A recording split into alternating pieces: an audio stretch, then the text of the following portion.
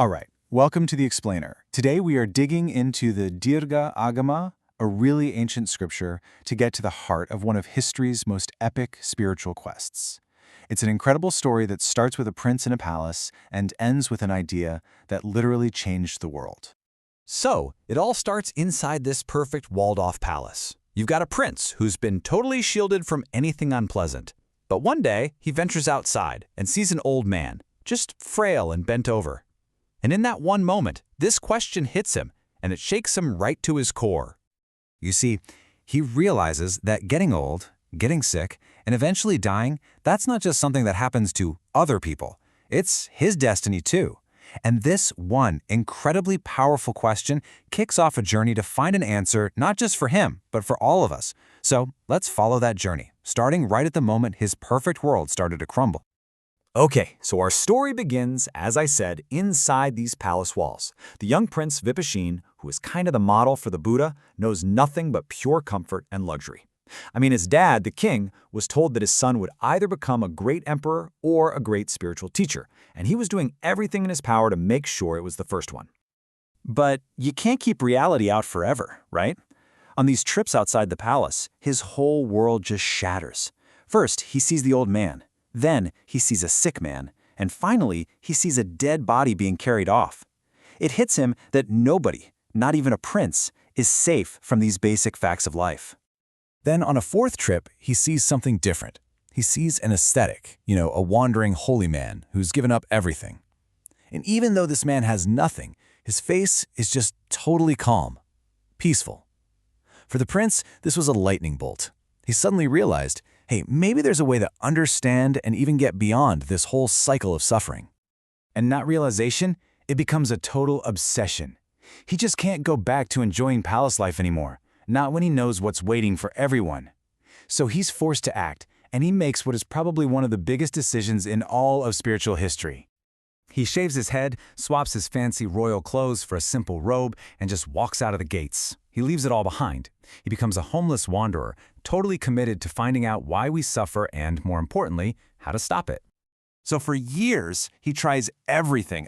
Extreme fasting, studying with all these different teachers, but he eventually figures out that the answer isn't about punishing your body or just believing in something blindly. It has to be found through a deep, almost scientific investigation into how reality actually works. And that's when he has this huge breakthrough. As he's sitting there in meditation, the insight comes to him with just incredible clarity. He saw that suffering isn't some random thing that just happens to us. It's not a punishment. No, it's the end result of a very specific, understandable chain of cause and effect. He basically became a detective. He traced the whole problem backward, link by link. He asked, okay, why do we have old age and death? Well, because we're born. Okay, why are we born? Because of this process of becoming. Why is there becoming? Because we cling to things. And he just kept going like that, unraveling this chain all the way back to the very first link of fundamental ignorance about how things really are. And that was it. That was the answer.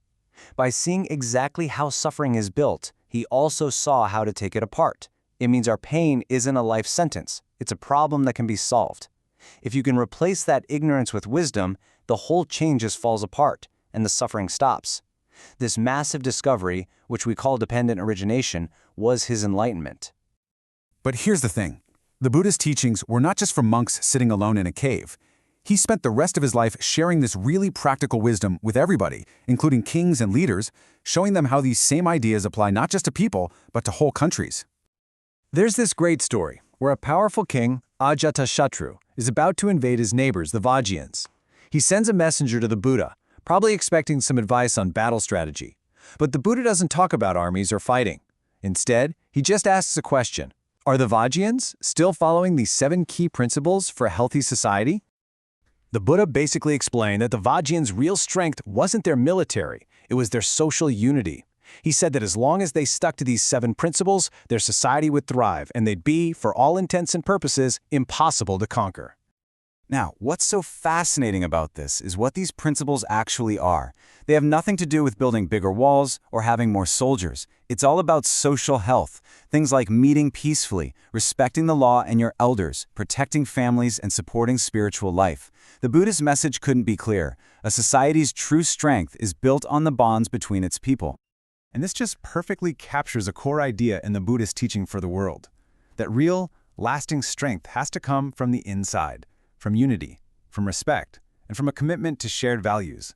It's really a timeless recipe for a healthy and resilient society.